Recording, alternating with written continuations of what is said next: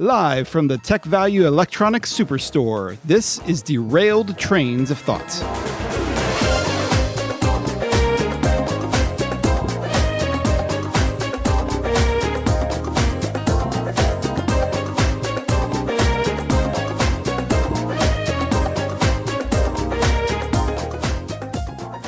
Well, welcome to episode 140 of Derailed Trains of Thoughts, your premier podcast on storytelling. For the consumer and the creator. I flipped it that time. You did. You always keep me on my toes, Nick. But I'm Timothy Deal. And I'm Nick Hayden. And welcome. We hope you are looking forward to a good discussion on, well, the art of stories. We're coming to you from... It seems like they're opening up some Walmart-type Best Buy store over there. Why are we here? I don't know. Sometimes the podcast just takes us to strange places, but there's a nice little crowd over there. It looks like some actors dressed in jumpsuits. I don't. Yeah, it looks kind of Star Trek-y. Yeah, maybe. It does. It does a little bit. Anyway, but we got a nice little corner here, and nice thing about it being an electronic superstore, we've got a good internet connection, which is great because we've got some guests on our podcast today. Yay! Woohoo! So we have a friend of ours from Taylor University, Fort Wayne, Eric Anderson. Hey guys, it's great to be here in this weird place. Yeah, we appreciate you coming out. Eric is also runs a ministry called Nerd Chapel, which we will talk about in a little bit. But along with him is also Dallas Mora from Geek Devotion. Say hi, Dallas. Hey, what's going on? I'm so glad to be here. I was actually hoping to snag an early copy of the Tears of the Kingdom, but I guess we could talk here at the podcast. Well, I appreciate you taking out some time out of your busy schedule. Like I saw the other day, you were a podcasting maniac. I do a few podcasts. I do a few. Awesome. Well, we're not going to waste any time here. Let's get right on to it with Story School.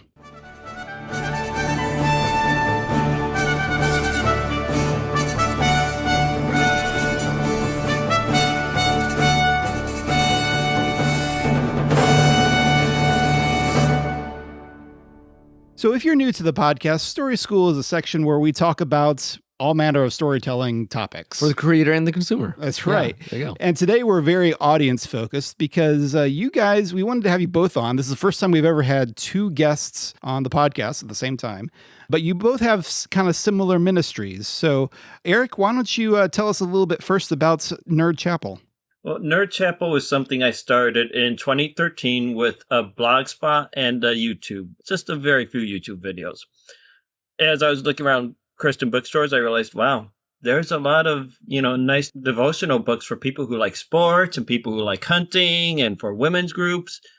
Why aren't there devotionals written for people who like the stuff I like? So I kind of started with a blog and a few videos and called some weird guy named Nathan Marchand. We know him. We know him, yes. Yeah. He's a Bit of a troublemaker, but a good guy. And we got to work on our own nerd devotionals, and so now we have written 3 devotionals for nerds and geeks. Some guy named Nick has helped us with them in some different ways. He's kind of suspicious, yeah. You're that Nick? I'm that Nick, yep. Holy crap. Hi. And I go to a lot of comic book conventions, gaming conventions, some anime conventions, and I just say, hey, I'm a follower of Jesus who's also a nerd like you, and I like to write at the intersection of our favorite nerdy stories and experiences and the Christian faith. That's great. Very cool. And Dallas, can you tell us some about Geek Devotions? Yeah, I started off, I just want to be as cool as Eric. So we started the journey. No, it's funny. My wife and I, we got married in 2016. But just before we got married, we were at a con just there. And we had an experience where we realized there are people who just they're loved and they're cared for at the con. Mm-hmm. And there were some people that were there claiming to present the gospel, but not the love of Jesus necessarily. We decided that we speak the language, so we were going to do it. But first we needed to get married. That's priority. So sure. We got married and we spent about 6 months doing research on how to do a YouTube channel, how to do stuff in the geek space. We're naturally geeky. I was a youth pastor at the time, and often my geek side came out in my messages. I actually stumbled upon Eric at one point in the midst of my research. I don't know if I ever told Eric that.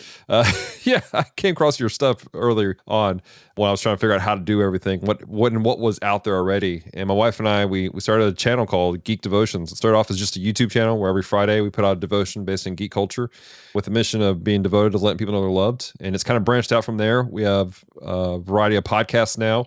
We have a team of writers and podcasters who volunteer with us and help us do what we do. And it's been a wild 7 years now. Wow, nice. That's cool. Eric, remind me, when did Nerd Chapel start again? 2013 is when I did the first online event with it. And throughout the next couple of years, I started doing game days at my church where we play board games, and started working on the book with Nate, the first book, and started going to conventions a bit more. I also started volunteering at Gen Con with the Christian Gamers Guild for a few years there, helping them with the booth out in the vendor hall, which we don't have the booth anymore for a few different reasons. But yeah, so it just kind of started in some small ways almost 10 years ago. Wow. So, Wow. And it sounds like you guys have a little different, well, it's similar, but maybe slightly different focuses in how you approach things. You can tell me if I'm wrong about this. Eric, it sounds a little bit like you focus a little bit more on local events, and Dallas has got this big podcast network thing going on. yeah, so I'm not an amazing video audio guy like you guys are, although I'm great on a lighting board for live events. But I do a lot with local conventions, regional conventions. The biggest show I do each year is Gen Con, which is a ginormous worldwide board games convention and role-playing games convention. I am now running a couple of events there each year for the Christian Gamers Guild. Wow. And I go to small one-day shows. I go to regional shows that are 2 days or 3 days long. So a variety of different size shows. And I like to host local board game meetups at my church. Just a good way for people to meet face-to-face, build community. And some wonderful things happen from that. Yeah, Dallas, can you talk a little bit? You mentioned some of the things, but I don't know if you wanted to elaborate anymore. Sure. I mean, like I said, my wife and I, we do several things. We have the YouTube channel primarily.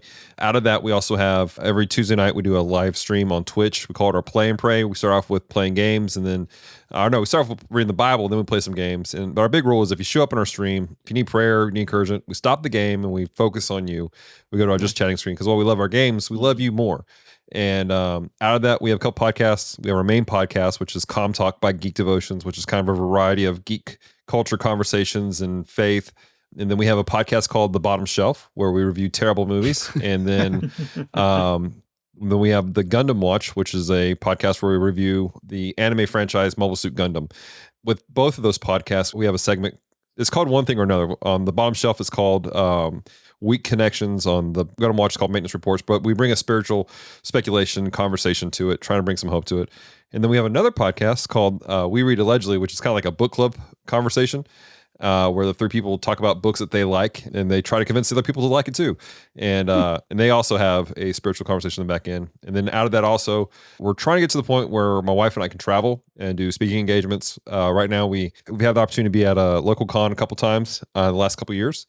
Actually have a booth. We actually led a panel last year at it, talking about balancing your faith and your geekdom. And so that's where we're at.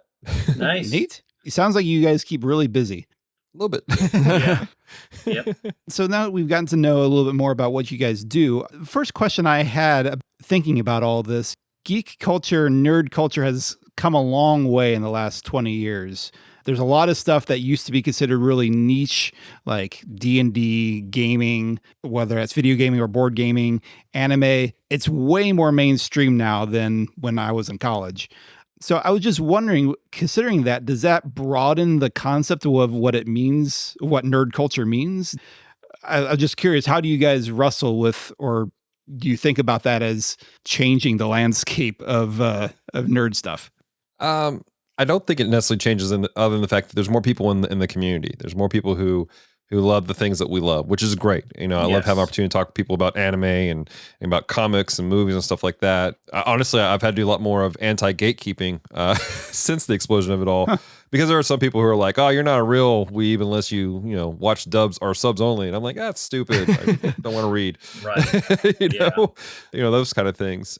But I say that beyond that, for the mission of Geek Devotions, I'm sure the mission of Nerd Chapel, it's to reach people with the gospel, the people that they love. So if anything, it's actually broadened the scope of allowing us to speak to people and to speak into their lives and encourage them. And I know a lot in geek culture, for a lot of us, these things that we're into, the anime, the comics, the movies, the games, they're a bit of an escape from something that's happening in our lives. And so what I do, and I'm sure what Eric does too, is that we go, hey, let me speak to where you're at, and this is what you have, and now let me speak hope into the situation using the language you understand. Yeah, and I would say it's interesting. I work at a school as a substitute teacher, as a premier sub at one high school. And I will say within the last 2 years, I've seen a lot of gearheads and sports fans watching anime when they're sitting around at school. Mhm. So it's been interesting to see kids that 3 or 4 years ago would never have watched anime, watching anime. And I'm seeing kids that love sports and don't really have a whole lot of nerdy interest talking about the Marvel movies and the MCU. Mhm. And it's been very interesting to see how that dynamic has changed in a public school setting from just 10 years ago. Yeah, that's a real world kind of thing. And I see reaction videos sometimes for like My Hero Academia or something from guys that like, if I had just seen them on the street, I'd be like, I would never have guessed you were into this anime or manga or anything. Right. It's pretty wild. Well, follow-up question for that. And talking about geekdom as a culture or nerding, like I think we have a certain idea for that. My wife will call herself a music nerd, which is true. Like you can be nerdy, you can be geeky about all kinds of stuff. It doesn't have to be pop culture, although that tends to be where some of us are at. But just thinking about that aspect of it, it started me wondering, well, how much should we let our fandom, our obsession with these things as a Christian, what does that say about how do we balance that with our identity? How much of that should be how we think about ourselves? It's one of those things with anything that you're into. You have to ask the question: is at what point do you enjoy this, but does it hinder your walk with God? Does it hinder what you're doing, your growth with Christ? Yeah. And it's not just geek culture. Again, anime gets a bad rap because people look at it and they see some of the real trashy stuff that's out there. But at the same time, like, there are trashy books. Yeah. There are some trashy things that take place at the Super Bowl, but we're not trashing those things, are we? So Right. I say all that to say we can be passionate about anything, just as much as we have some people who are just way too obsessed with anime or gaming. There are cats who are way too obsessed with hunting, with sports, with their cars. And controversially, there are some people who are way too obsessed with their kids. And they're not make sure that their relationship with God's correct so they can have healthy kids. And so with anything, it's a matter of you having to check your heart and walk these out going, okay, if I put XYZ thing above my relationship with God, and if so, need to step back and check that. Now that's different for different things. Right. I know people that they put exercise way above their relationship with God. I'm like, God appreciates you being healthy, but he'd like you at church on Sunday morning with the body of Christ. What I got one guy a few weeks ago or like a month ago at a convention said that he was concerned that his interest in superheroes was becoming an idol. And one of the things I told him was, well, maybe what you need to do is, first of all, talk to God about it, have some prayer time about it. And second, I'll take a break from it. If you feel like something's becoming an idol, take a break from it. And after a week or 2 weeks of a break from it, look at how things are going, look at what's going on, pray about it. And maybe you can get back into it, maybe not. It all depends on what the Holy Spirit is leading. But if you feel like something might be an issue, take a break from it. I've had times when I took a break from board games or tabletop gaming because I was just thinking about it so much that I said, okay, I need to take a week or 2 weeks, get away from this. And it helped. It helped me reset my mindset so that I could continue participating in a more healthy manner. But I just had to take a break from it for a while to do that reset. Yeah. That makes sense. Yeah, I think that's a good reminder. We all probably need reminding on occasion because there's just so much out there and it's so easy to get consumed in it and let more important things slide. Word. I was curious, with a lot of geek culture, story is really the heart of a lot of the stuff we love. And so I was curious, how does that emphasis on story affect or help hinder your ministry? I mean, my guess is that that's kind of a central part of how you reach people, probably. I would say it is a big part because what am I doing with a lot of my entries in my books? I'm comparing scripture with stories we all know. And when you have something people know that will help them look at scripture, it can make a big difference for them. Now, sometimes it will be contrasts. Sometimes it will be things like, hey, this here makes us wonder about things. Like in an entry on Jesus' prophecies in our first book, I compare that with Anakin being a part of a prophecy in Star Wars. Anakin was a very prideful person, but you have to wonder how much pressure did he feel from growing up with everyone talking about, well, this guy might be from the prophecy. Mm-hmm. How did that factor into his cracking and turning over to the dark side? Whereas Jesus never cracked, never turned to the dark side. In his handling, knowing that he was the Messiah, knowing there were all these prophecies in the Old Testament about him, yet he didn't crack. But yet Anakin had just as much pressure on him, and he cracked. So sometimes you can use a contradictory to teach something, and sometimes you can use a comparison to teach something. Word. Yeah, I'm in the same boat as Eric here. I mean, that's literally what we do majority of the time on Geek Devotions on Fridays is we take something in geek culture, the story that's taking place, the characters, and we point people back to Christ through that. We often harken it back to the conversation of where Paul's talking with the Romans, and he's like, look at XYZ things, look at what you guys know in culture, and then he points them back to Christ and using that. Not all of it is the stuff that he's pointing out was glorifying God at all. In fact, a lot of it was pagan, and there were some terrible things in it, but he was using it as a tool to show hope, to show grace, to show them that there is a God who loves them. And some of that is the storytelling aspect. And, there are elements of stories that they inspire us. And why do they inspire us? Because storytelling at its core comes from God. Yeah. God he's a creative God. And so therefore out of that, we're able to create. And so we can find God's presence and his grace within every story that's told. Now, not that every story that's told needs to be read. Sure. Right. Sure. But we can find elements that people are reading and point them back to Christ and back to hope. Because of the story emphasis, you think that's in some ways an easier jump than if you didn't have those shared stories? Yeah, I mean, at times, again, at the core of Christianity, we're telling the story. We're telling the story of man and then redemption. Of God created the earth and it was perfect, it was beautiful, and then man bit the apple and the apple bit them in the butt, and then they were kicked out into the wilderness. It wasn't an apple. We just say that because we draw pretty pictures that way. But and then we have this story of redemption that takes place. It's woven beautifully through the Old Testament, and there's all these small elements that are woven together to point back to Christ. And then everything from that point forward goes back to Christ backwards again. And here we are walking in a promise that was promised thousands of years ago. And so that alone is a story. All we're doing is we're helping people to understand that story using stories that they already know and that they are invested in. Pastors have been doing this for hundreds of years. Mm-hmm. I mean, how many times have you heard a pastor tell the story of David and Goliath? And there's always, some monumental thing he's relating it to, whether it's a football game or something else.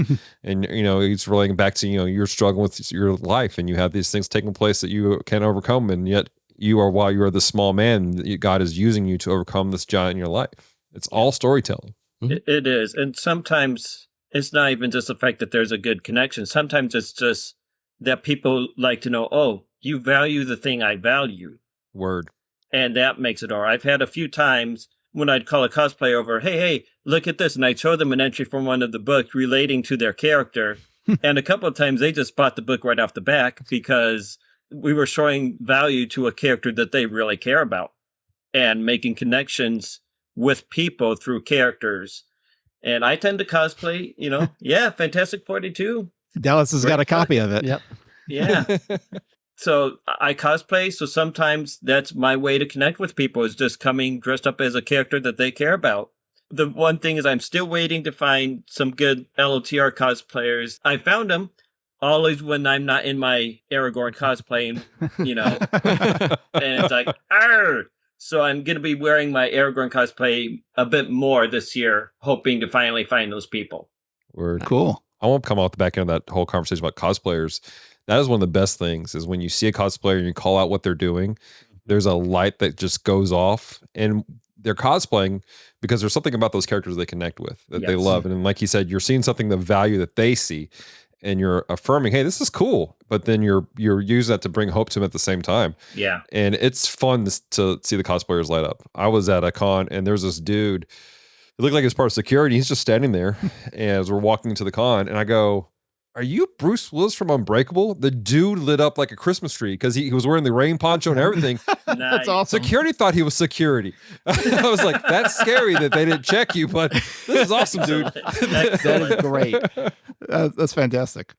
It's interesting listening to you guys talk because you definitely have what I'd say a pastor's mindset and how you're approaching your audience. Whereas Nick and I really come from the artiste, a creator's perspective, Yeah. which is a little bit different. I think like we certainly geek out over things just like you guys would, but there's something about artists that doesn't want to talk too directly about what they're trying to say. Yeah. It's a whole thing, but it's a different, I feel like it's a unique skill sets that you've guys have been gifted to be able to interact with people and be straight up. Hey, what did you think? Did you ever pull this out of the story? Whereas like, I feel like if I was to say that, I'd be like, yeah, this is bleeding obvious. Well, one of the things that we do often with our stuff is, especially on our Tuesday night streams, is we try to make it as casual and natural as possible. There is a stigma within Christianity and when you're out in the real world, that you can't just talk about Christ. Mm-hmm. You just can't talk about God because you never know what people are going to say. You never know if people are going to get offended or angry or something like that. But if it's something we're passionate about, we talk about it, right? And so, when you guys are passionate about storytelling, you're going to talk about stories and telling stories. If you're passionate about Star Wars, you're going to talk about Star Wars, which I just finished watching the season finale of Mandalorian. I'm not happy about it. I haven't seen it yet. So, but that being said, our passion as Christians is Christ and letting the world know. Now, how we do that dictates the situation, how we do it. Not everyone's called to stand in a corner and preach the gospel. I don't think anybody's to call to stand in a corner and scream and shout at people and tear them down. Right.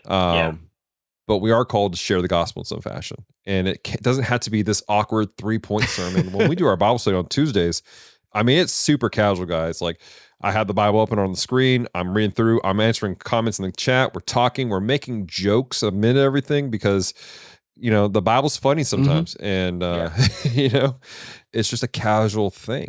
And, we're playing a game and like, hey, you need prayer? We'll stop the game. We'll pray for you. Why? Because that should be natural for us as believers. It is a learned skill because society tells us we shouldn't do that. And, it's just, I've had years of practice doing it, but I believe that everyone can walk in that. Just takes those first few steps to do it. Yeah. It takes those first few steps, and it takes a willingness to read the room. Word. Because not everyone's going to want to talk about Jesus. There is some reality in that. And so it takes a chance to read the room. And sometimes it's just, you just let people know, hey, I'm here. I like these things and I like Jesus. And you just give them the chance. Yeah. And they may ask you about Jesus. They may not. They may just instead ask you about something with Marvel or with that new board game that's coming out. But once they know, hey, you're a Christian, they know there's someone that they could at some point come talk to. There's a lady in my local cosplay community that I walked over to say hi to at a con post-COVID, had not seen her in a while. And overall, the craziness of COVID, she had lost her husband, not in a death way, but he had left her. Oh, okay. And it was, he and she were both very involved in cosplay. So it was her first event back in the cosplay world after this breakup and divorce. And so she knew she could come to me and ask me to talk with her and pray with her. And so she hugged me and I spent time praying with her and just took time to be there for her simply in prayer. And she knew to ask me because she knows I'm a follower of Jesus.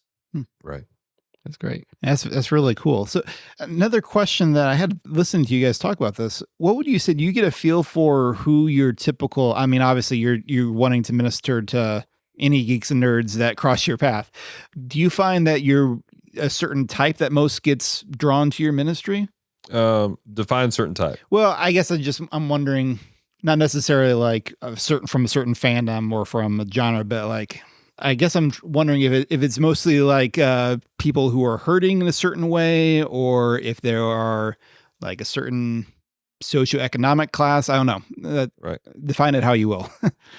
I can say that within our circles, it varies. I wholeheartedly believe the Lord puts you in place to minister to communities that you'll do well with in some fashion. And so, and sometimes there's seasons where there's some things that take place. I used to be a kids pastor, and I was friends with another kids pastor in town, and we're talking, and I said, it's interesting. Majority of my kids, one week I'll have 5, the next week I'll have 20 because I have so many split families that are in my ministry.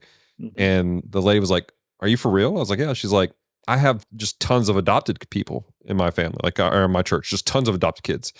And we started talking. She's adopted. And so she knows that lifestyle. She knows how to operate that world. I come from a split family. And so I understand that world. And so I believe that God often puts us in places that we are uniquely specialized to reach out to people. And because of our certain personal experiences, we tend to see things and we tend to call things out in people to bring hope to them. And, there's scriptural basis for that about how we go through trauma and we overcome it so we can help those who are going through it also. For me, we have a variety of people who deal with the conversation of they're not loved, they're not cared for, there's no hope, which again was the basis of Geek Devotions. We're devoted to let people know they're loved, they're cared for. And we start off by saying every episode, we start, if you don't watch past this episode, know this: we love you, we care about you. There's a plan and purpose for your life. Do not give up. Because that is a passion of my wife's and I, because we've seen people who walk through that, and we ourselves have been felt that way at times. And so for us, that's kind of what we see and what we deal with. Now, economics and different aspects, it fluctuates. We've had opportunity to minister to everybody from very, very low income, struggling, to people who I'm pretty sure that they may have multiple bank accounts in different countries. Wow. So it ranges with people. Sure. It does. Sure. I feel like I get a lot of interactions with Christians who are struggling with managing their fandom and their faith. Yeah. And especially since about a few times a year, I get the rare opportunity to do a church service at a con. And that kind of gets a mix as well. You normally get a lot of Christians who are like, wow, I don't have to miss church. I'm at a con and I don't have to miss church. Yeah. And from time to time, you have someone come in, maybe because their friend is attending a church service and they just want to be with their friend for a while, who isn't following Jesus. And normally they don't go to church. And this maybe is just an easier step for them than trying to go to a brick and mortar church down the street where they're not sure how they'll be received. Mm-hmm. So you always have some fluctuation and some variation. One of the things I was really praying about early on in this ministry was praying and thinking a lot about was reaching some of the people who have pulled away from church and pulled away from Jesus and helping them walk back, because they could reach people that I can't reach as someone who's always been following Jesus since a young kid. There's one guy I met at a con a couple of years ago, and it was an expensive table. I had almost no sales. I was frustrated all weekend long, but I don't think the Holy Spirit had me there for distributing the books and getting those out. I think the Holy Spirit had me there to meet with this one guy. He was another writer artist at the convention, and we were across from each other. And he had left the church, and he talked about how unhappy he was now that he wasn't a Christian. He's like, can you believe that after walking with them, I'm not happy? And I don't think I did an amazing job talking with him, but he did. He was the one person who bought a book for me that weekend. And so it's really praying that he is able to take some steps, whether it's reading the book and talking to Christians in his life about it or whatever, hoping that in some way in my not so amazing me that weekend that somehow God would fill in where I was not enough. Yeah. And that he will fill those gaps. That's great. You guys are really inspiring. I got to tell you. Yeah. Well, I may not go through all the questions I got here, but I guess I kind of want to open it up. Are there any stories you really like to tell? Any times where you had a challenge, you were challenged by a Christian, and why are you doing this? Why are you wasting your time? Or a non-Christian being like, you Bible thumping hypocrites, what are you doing here? Any interesting stories, or like any stories of God working through your ministry that you wanted to share? Yeah. We've had a couple interesting experiences when we were, especially when we were at cons. This past year, we had for whatever reason, there's always this one cat shows up this con, and he's the turn or burn. He flat was hanging on a rail and yelling at a guy saying that he was sending his kids to hell by taking them into the con. And it was just a bad situation. But there was a young lady out there, and she was having a full-on panic attack because this dude was screaming and hollering at them. And she came in, and she's walking around the con floor, and she sees our booth. And now we have this bright yellow tablecloth with our logo. It's hard to miss. And so she's like, what is this? And it says on the front of it, people are loved. And so we're talking to her, and we were able to be a place, a moment for her to find peace and find calm and to get past this anxiety, because she was still riding that anxiety attack. And it's 45 minutes later. And she's like, I've never seen Christians who do this, like who would be willing to come into this place and do life with us like this here. And there were several people like that. There were people who weren't necessarily Christians that they were like, okay, whatever. But we we had this guy next to us selling shirts that's with waifus on it, which for those that don't know, those are your anime wife. And normally they're pretty lewd looking, and some of his stuff was right on that edge. And he was playing music the entire time, but he saw us talking with people and having like serious conversations with folks. We had one guy walk out talking about how he had seen us at the con every year, and we developed a kind of friendship. We only see him at the con, but through our influence, he had rededicated his life to Christ just that previous year. And so different stuff like that. Well, what I noticed by the third day of the con is when people would come up to the booth, my dude would turn down his music so people could hear. Wow. And then once they left, he'd crank it back up because he saw that we were making a difference there in that situation. We weren't getting wild or doing anything crazy. I mean, I'm charismatic, but we're not going to lose our minds. Right. And we're just showing people love and hope. And it affected this dude next to us. You know, I'm going to let you answer the question, Eric, but I'm just going to break in it. It's fascinating. One of those things that I don't think about, not being in the trenches like you guys. I asked you earlier about, nerd stuff is so mainstream. Who's going to object to are nerds really ostracized anymore? But the fact that there are still people who will go to a con and like yell at people for going to a con, I don't understand that. Yeah. It's a mindset some people have. Yeah. Man, I have some interesting stories too.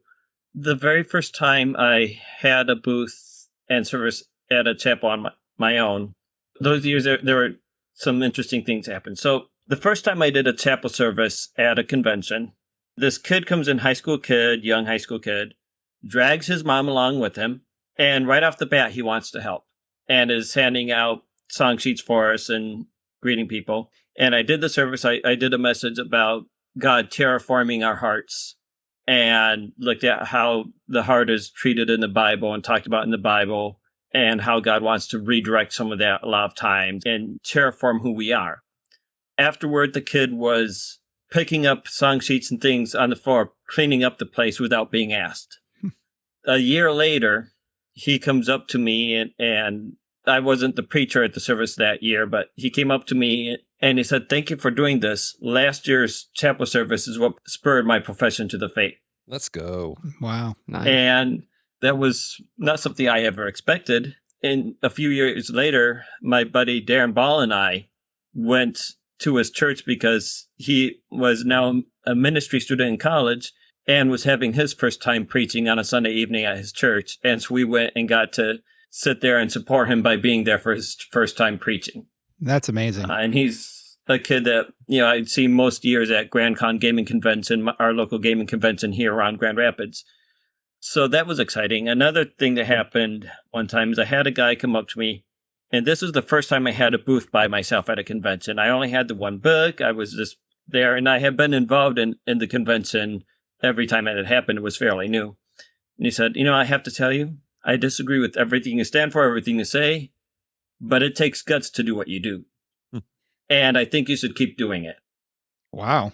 That was good. like, That's good. well, so you do have once in a while, like I had one guy one time who did a very short tirade on me about how this is wrong and none of this is correct and God doesn't exist and all that. But I also kind of think maybe he's on the spectrum and he just doesn't know how to communicate without blowing up at someone. Right. Yeah. And I've had conventions turn me down for tables or for events because of the faith aspect of what I do. And I've had one convention, JFAX, the first time I asked them about having booths or applied for a booth there, I had been doing a church service there for a couple of years, so they already knew me. And they said, we had to talk about your submission for a while because we've had some bad experiences with religious groups tabling and having booths at our conventions. But because you've been a panelist here the last few years, we're going to take a chance on you. And here are some simple things we want you to be aware of. And it was all basic respect stuff. Don't try and pull people away from other booths. Word. Don't play really loud music, because there was one group the year before that was chanting loudly in the vendor hall. Yeah. And just basic, normal, respect your neighbor kinds of things. Uh-huh. Yeah. And this year will be our third JFAX with a booth.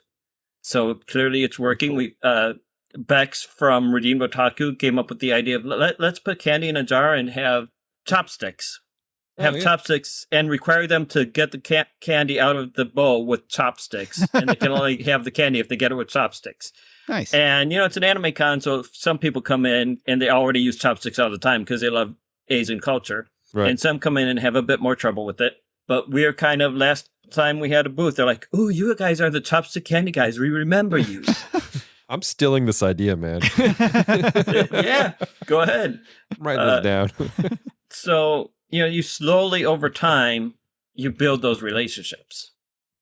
There's another con in the area that has always rejected me, partly because they've had other religious groups apply. And upon rejection, they always say, well, if you have any other religious groups, we'll sue you. And that's another thing that happens from religious groups that does not help anybody. Mm-hmm. And one time they said, you know what? Or I was at the con, I'm part of the local Star Trek fan club. And the guy came over and said, hey, tomorrow you can bring your stuff in and you can table with Joe, who's a buddy of mine that writes about leadership lessons learned from movies. And he's a Christian as well. And so after years of being rejected, I got to have a table with them without them charging me. Wow. For 2 days of their 3-day show, working with a buddy that I knew would be a good co-booth person because we both write and we both are followers of Jesus. And a few months after that, another religious group came into that same thing of, well, if you're not going to let us in, then we'll sue you if we have other religious groups. So now I'm back to the point where I can't table there again. Mm. But for those 2 days, I had a couple of significant conversations. I met people I had not met before. And what I've been doing this entire time that they've been rejecting me is I just submit panel ideas that are not necessarily overtly faith-oriented, but are just panels that will be good for the community. Mm. So I've had the joy of doing Stargate panels there, and that's always been fun because I'm a huge Stargate fan.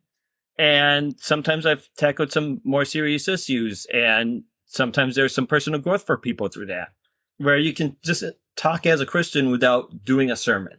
Yeah. Yeah. You're being present. Yes. Mm-hmm. Awesome.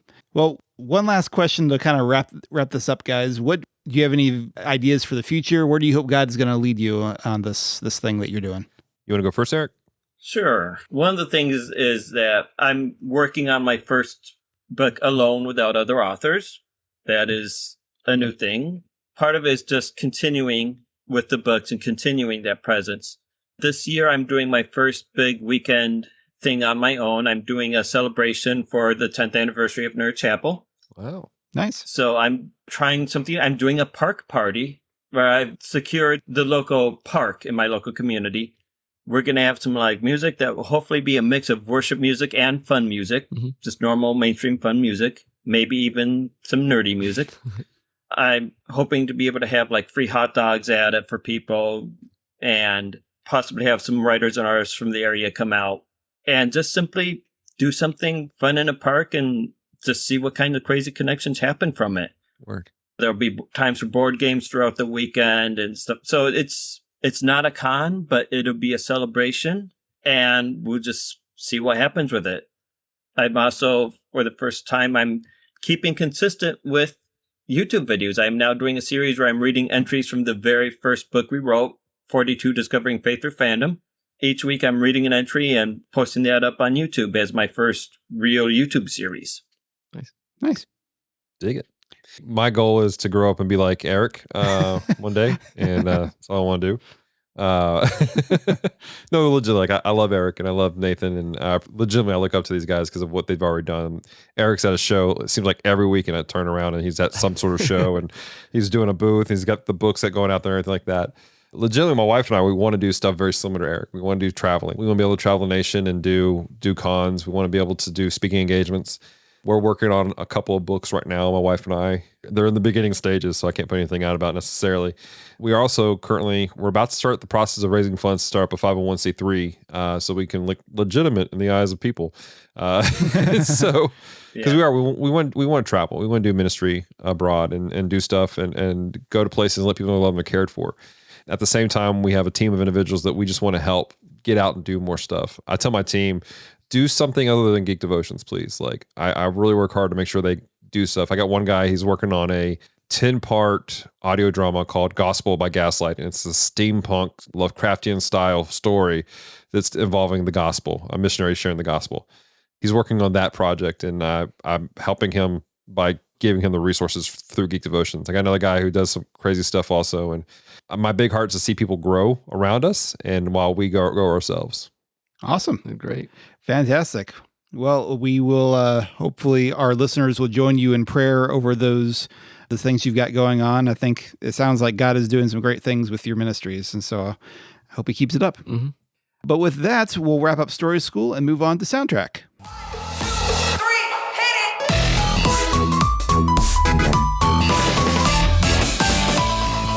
So for our soundtrack today, I wasn't sure exactly where to go with this Story School concept.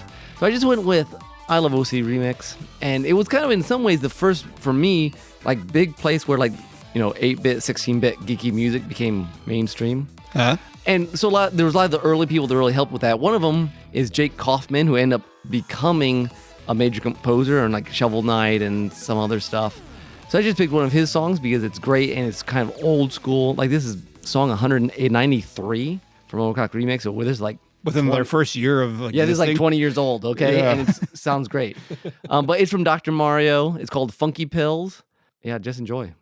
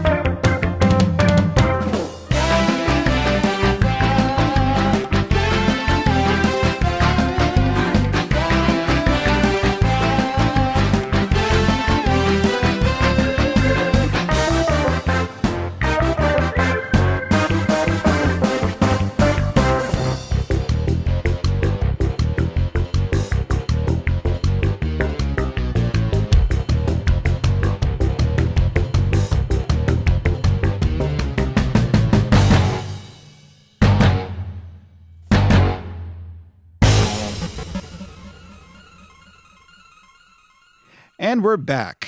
That is a fun song, although I feel like it ends kind of abruptly. Well, it is from like 20 years ago. So True. he did do the impresario later. So Oh, is it that guy? He's that guy. Oh, okay. I see. He's very, very good. He is. Okay, I think it's time to move on to our next segment, Once Upon a Scene. So we didn't get any responses from last month's entry from Once Upon a Scene, which is where we play a clip from some story. It may be a movie, it may be something else. But we'll see. Eric and Dallas, let's see if you guys recognize this. Let me know if you can hear this all right.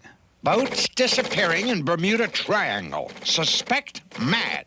Proceed to area at once and investigate. This message will self-destruct. Get smart. Very close. Could be, yes. You're on the right track. It is not Get Smart, but it is, I guess it's after it, inspired by? Yeah, after it, for sure. My first thought was Inspector Gadget for some reason. Inspector Gadget, that's it. That makes sense. Yep, same voice, Don Adams. But yes, good job. All right, so now it's time for another scene. This time, I'm sorry, guys, you can't guess, but you can think about it. Here we go. Hey. Hey, I was just trying on my Halloween costume. What exactly are you supposed to be? Space cowboy. Okay, A, there are no cows in space. B, didn't you wear that like 5 years ago? So don't you think you should move on? I like it. All right, I think Dallas recognized it. I think so. But I'll ask you later, but we'll let our listeners see if they can identify that. And if you can, just send us an email at derailedtrains@gmail.com, and we will, if you get the right name, we'll name drop you on the show. Or you can leave us a comment at derailedtrainsofthought.com. With that said, we're going to move on to our next segment. Challenge accepted.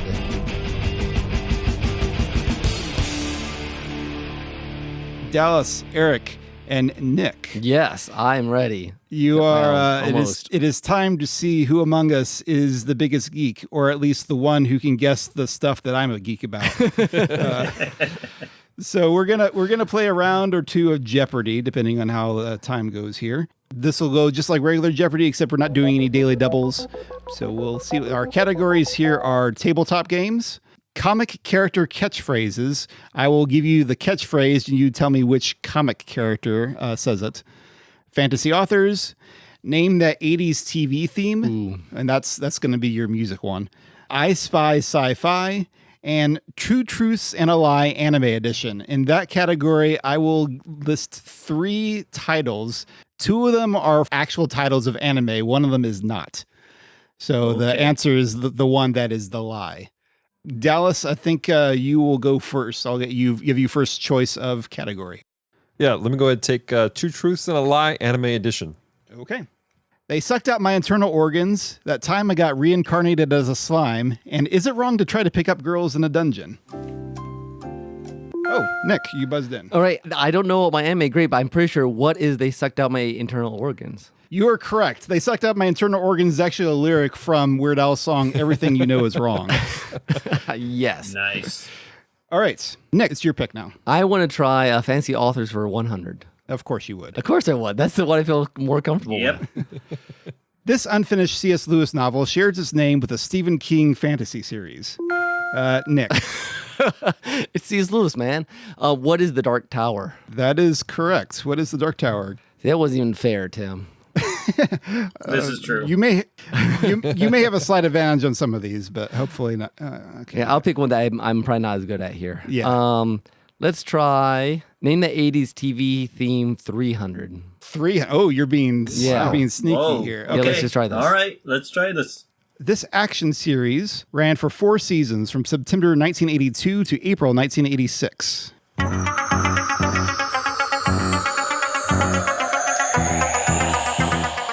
Oh, Eric.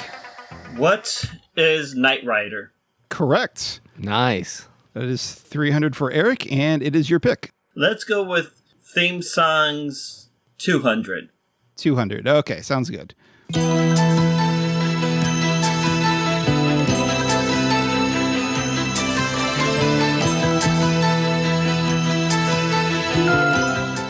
Eric, I think I saw you buzz in on that.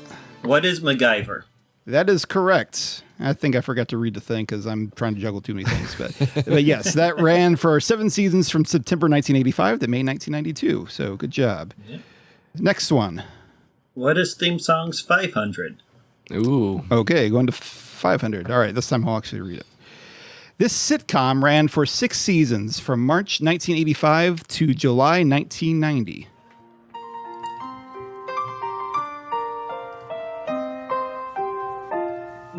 Streaks on the china never mattered before. Who cares when you drop kicked your jacket as you came through the door? No one glared. But All right. Anybody have a guess on this one? I think that's Fats Domino heard it. singing.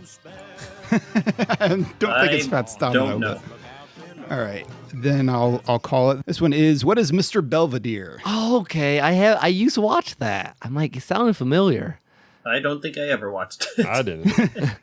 Okay. All right, Eric, I think it's still your pick. What's your theme 100? This cartoon ran for 6 seasons from September 1985 to February 1981. Dashing and daring, courageous and caring, faithful and friendly with stories to share. Dallas. The Gummy Bears? That is correct. Okay. What is Adventures of the Gummy Bears? Congratulations, you're on the board. Let's go. All right, good job. One last a theme. snack Shall we now. finish that off? Let's do it. This sitcom ran 8 seasons from September 1984 to April 1992.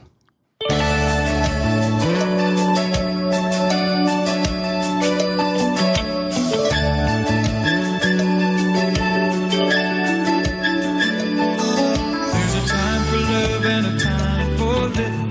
Take a chance and face the wind. Okay, that one's apparently sitcoms are not geeky enough. It's one of those that like tickles a brain cell, but I can't place it. Yeah, It all right. seems familiar, but yeah, I can't. Can't pull my it up. mind isn't- All right. Well, the answer is, what is Who's the Boss? Okay. Oh, okay. So, there was some time when I got into like a CD of TV themes, and those last 2 sitcoms, I don't remember watching the show. I mean, I remember Who's the Boss a little bit, but like they're just catchy songs. They feel very cozy. All right. So, Dallas, I think it is still your go. Yeah, let's go back to something I'm more comfortable with. Let's do 2 Truths and a Lie anime edition. All right. Fair enough. Bo bo bo bo bo bo bo bo. Or are you a television set? I want to eat your pancreas. Dallas. What is Are You a Television Set? You are correct. That is actually a line from the movie Santa Claus Conquers the Martians for some reason. So good job. All right. Wow. I Want to Eat Your Pancreas, I think, is actually a movie, to be clear. And I think it's like a romantic comedy. Probably. Let's do 300. All right. 300, same category. Here we go. Beaufry, I don't want to get hurt, so I'll max out my defense.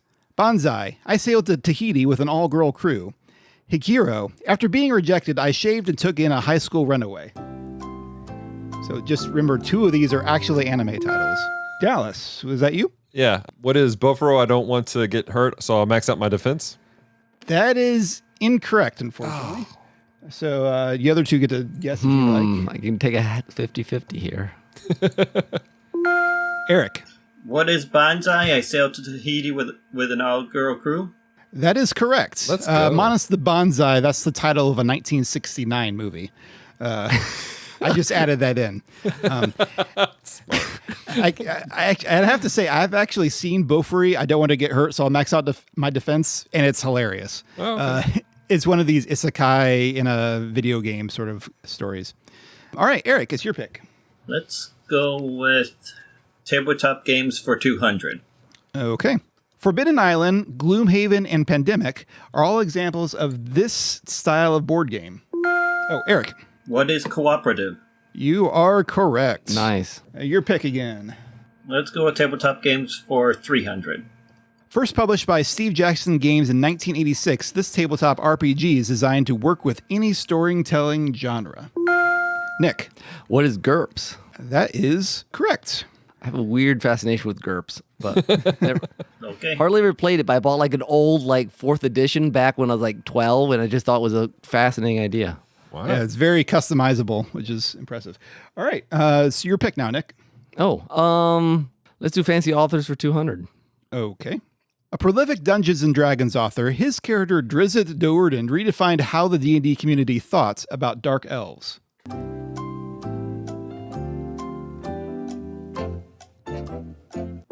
Nick. It took me a while to pull his name from my memory banks. Who is R.A. Salvatore? I think you got it. R.A. Salvatore. Okay, good. So there you go. All right. So My wife is you gonna and get Eric. me Didn't for get in knowing my that one. head. Yeah. It took me a while. I'm like, it's that guy who writes grits. Yeah. Nick and Eric are tied at 700. All Dallas right. is right behind you at 300. All right. So Nick, it's still your pick. Let's open up a new category. Let's try I Spy Sci-Fi. Okay. For 100. Let's see what 100. this looks Okay. like. This show started out as being about survivors of a plane crash, but would eventually explore ideas like predestination, electromagnetic healing, and time travel. I'm not even gonna. Dallas. What is Lost? Yes, that is correct. So I'm laughing. You don't know because we did an entire series on Lost. It's like one of our favorite shows. So I'm not even going. That's just unfair. That's all right. Some of them, you got to have some that are like the buzzer beaters. Yes. Yep. So Dallas, your pick. Let's take 200 on that. Though it bears resemblance to a police procedural, this show also explores the ramifications of security surveillance and the development of artificial intelligence. Nick. What is person of interest? That is correct. Person of interest. Great show, guys, if you've never seen it. That's a good one. Nick, still your pick. I saw a few episodes. Let's do 300 in that same category. I Spy Sci-Fi. Here we go.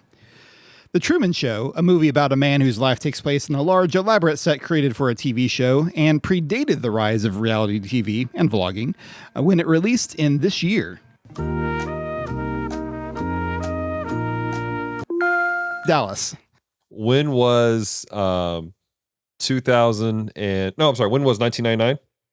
That is incorrect, although you're close. But well, I guess I shouldn't say that, but you're incorrect. Anyone else? When was 2001? Also incorrect. Okay. Take it. I'm going to just leave it there. You're not Yours are not my strong suit. Okay. As you know from when we watched there. Right. Okay. The answer is, what is 1998? Oh. You're so close. I so wanted close, to say Dallas. that too. It went the wrong way. Yep. All right. Forget who's. That was Was me. it you. All right. Yeah. So Nick, So me? do another Let's do one. comic character catchphrases. 100. 100. Okay. It's clobbering time. Nick. Who is the thing? That is correct. Your pick. Fantasy authors for 300. This author wrote The Chronicles of Prydain, a fantasy series inspired by Welsh mythology. It's tricky coming up with categories for this because aside from Nick, I don't necessarily know what all your big things are. Nick. I believe, who is Alexander Lloyd? Or is it flip? Did I flip his name? I'm sorry, Nick. You were so close. Flip his name, guys. If my wife was here, we'd be on this. Eric. Who was Lloyd Alexander? You're correct. Yeah, good job. How did you know? Black Cauldron, right? Yep, that's that guy. Yep. All right. So Eric, your pick. Let's go with tabletop games for 400. All right. Some of this game's publishers' most famous games include Power Grid, Race for the Galaxy, and Dominion.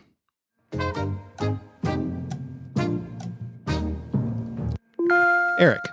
Okay, I'm trying to remember how to say his name, but who was Dano Chicato? Chicato? That may be correct, but I'm looking for the actual company's name. Oh. So I'm not going to count it against you because I don't know if that's accurate or not. I don't think so, but I'll give you one more guess. In that case, who is Rio Grande? Yes. What is Rio Grande Games? Your pick again, Eric. Tabletop games for 500. The popular Ticket to Ride board game series has released expansions and alternate versions designed around specific European countries, including Germany, France, the UK, Italy, and these 3 countries. I know I'm being mean, making you guess 3 different ones. But... No takers? Nope. Okay. Well, the answer is Switzerland, Netherlands, and Poland. Really interesting. They've done Poland a lot. wasn't one. The first two that came to my mind was Netherlands and then Norse, which is the northern countries of Europe. Yeah, it's a little tricky because they've done a couple that are general European ones, but they've done a couple maps that are very specific to a particular country. So, all right, Eric, your pick. Comic character catchphrases for 200. Great Caesar's Ghost. Dallas. Oh my gosh, who is the Perry White? That is correct. All right, pick again. Let's go ahead and take 300 on that. To me, my board, Dallas. Who is the Silver Surfer? That is correct. Oh, nice. Brings you to 600 points. You're a bit quicker on the clicker. So since audience can't see scores at home, Dallas is at 600, Nick is at 1,000, and Eric is at 1,100. All right, so pick again, Dallas. Let's take 400. All right. Holy moly.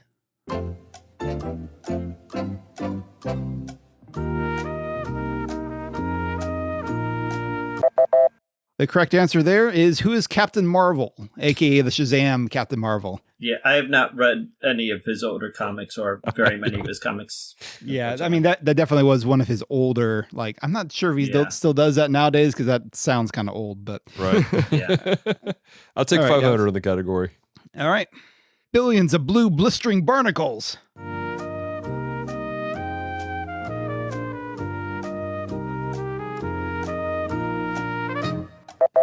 Time, the answer. This is a tricky one because this is not a Marvel or DC character. This is Captain Haddock from The Adventures of Tintin.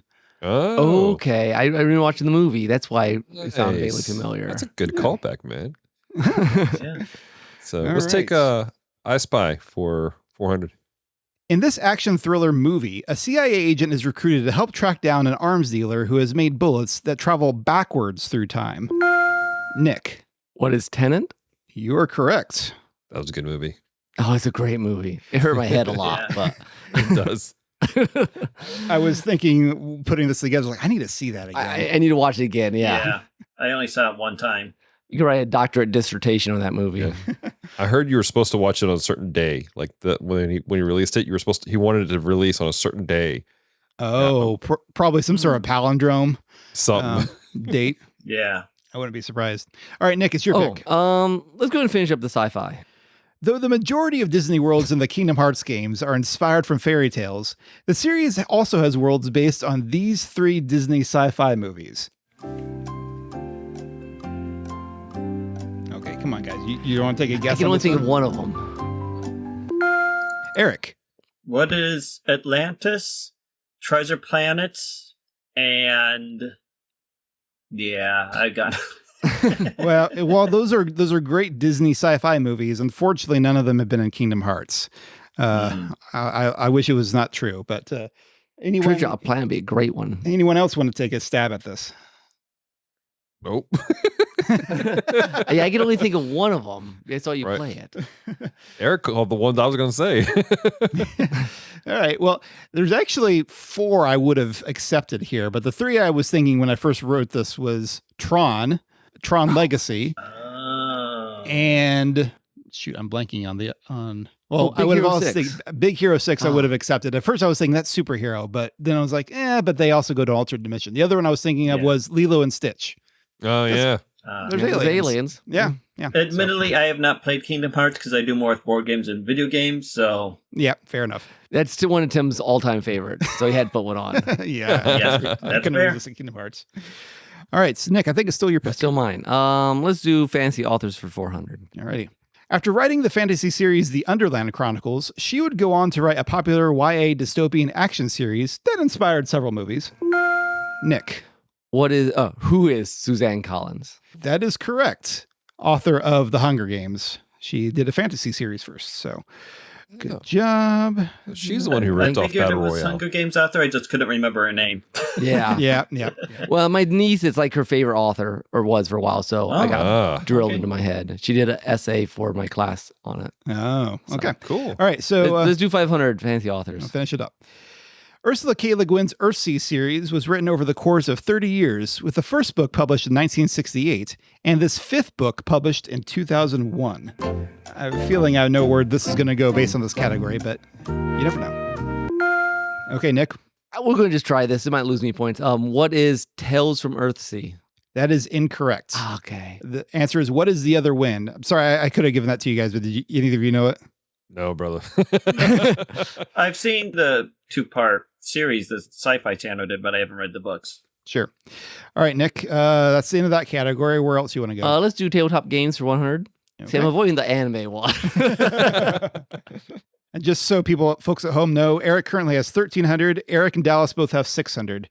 All right, tabletop games, you said? Yes. All right. In this game, players take on the role of gem merchants during the Renaissance, trying to build their business. Nick. What is Splendor? That is correct. That's a great game. That's It a is good a great game. Yeah, I thought you You're might much get that one. faster than me. I would have if I had been faster. Fair enough. All right, back. It's one of the few games like my Wi-Fi will routinely play like 2-player. Oh, That's nice. cool. Yeah. All right, we're back to anime. Nick, do you want 400 anime. 400. Okay, here we go. Boogie Pop Phantom, Scorching Ping Pong Girls, or Blue Oyster Cult? Dallas. What is Blue Oyster Cult? That is correct. That's actually a band name, apparently. Yep. Don't they need more cowbell? Is that? I don't know. Actually, I just found the name on TV Okay. Tropes. Oh, under Word Salad. okay. All right, so that leaves us with the $500 one for anime. My mental choices are completely interfering with my school romantic comedy. Drugstore in Another World, The Slow Life of a Cheap Pharmacist, or The Mystery of the Fiery Hat of Social Awareness. Dallas, had you buzzed in on that earlier? I had. Sorry, I think I messed up on the buzzer. Dallas, I'm going to give this to you. What You is got The an Mystery of the Fiery Hat of Social Awareness? That is correct. It's actually the name of a play that Luigi takes part in Paper Mario: The Thousand-Year Door. Wow, that's a deep dive. Yeah, again, frowned through the TV Tropes word salad thing. I think I barely pulled that off. Yeah, in that game, Luigi apparently is going through his own set of ridiculous adventures while Mario is doing his, and you just hear about it in the background. Okay, at the end of that first round, Nick has 1,400, Eric has 600, and Dallas has 1,100. I want to see how we're doing on time. Hey folks, this is Future Tim stepping in from middle of post-production on this episode. Actually, we did go on and do a second round of Jeopardy, but we felt that this episode was actually running kind of long.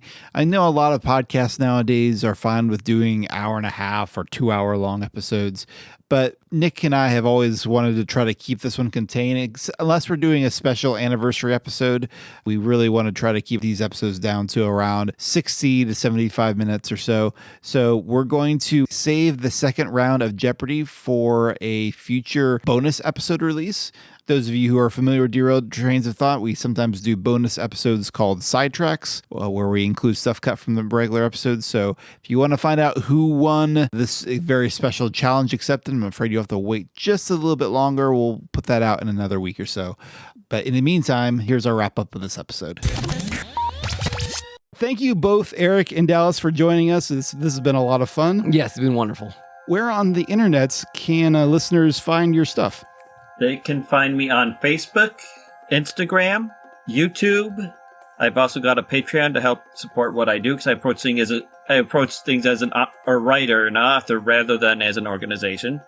So Patreon, YouTube, Facebook, Instagram, or nerdchapel.com. I was going to say, should people search on those things for your name or for Nerd Chapel? For Nerd Chapel, yes. Okay, great. And Dallas? Yeah, you can follow our stuff at geekdevotions.com, where you'll find links to our Facebook, Instagram, and Twitter, and our Twitch channel, which is just Geek Devotions, as well as links to all of our podcasts that we do. We do have a support page on Patreon also, so you guys can help support what we do. And yeah, that's mostly it. Awesome. And our website, if anyone's interested, derailedtrainsofthought.com. We have all of our episodes there for this series, which is all about storytelling. And we have 2 other spin-off podcasts. The Weekly Hijack. We're covering The Prisoner currently. That's our instant reaction podcast where we talk about TV. We've done all of Lost, which is no surprise at this point, and Babylon 5 with a handful of other stuff. But yes, our current show we're reacting to is The Prisoner, classic British show. And then Let's Finally Watch This. We had one season of going through kind of a survey of classical movies you always wish you had watched. Yeah, we call it a podcast for casual movie fans who've always meant to watch classic movies. So, and we go through some of the history of that, and it was a lot of fun. So you can check out those at derailedtrainsofthought.com, and as well as Stitcher and Spotify and Apple Podcasts and all those good places. I will close out real quick with my soundtrack. I didn't have a great angle to pick one this time around, but since Nick was like Mario and like, hey, Mario just had a movie, and there's a lot of fans of Mario stuff, Sure, we'll do. True. we'll pick something from Super Mario Odyssey. This is called "Smell the Steamy Flowers." It's a nice low-key song by Ruben Spears and Gamer of the Winds. So I hope you enjoy it. Thank you, everyone, for listening. And until next time, this is Tim. This is Nick. And Dallas and Eric. Thanks again. It's a pleasure. Yeah, thank you. And until next time, folks, have a good one. Bye-bye. Bye-bye.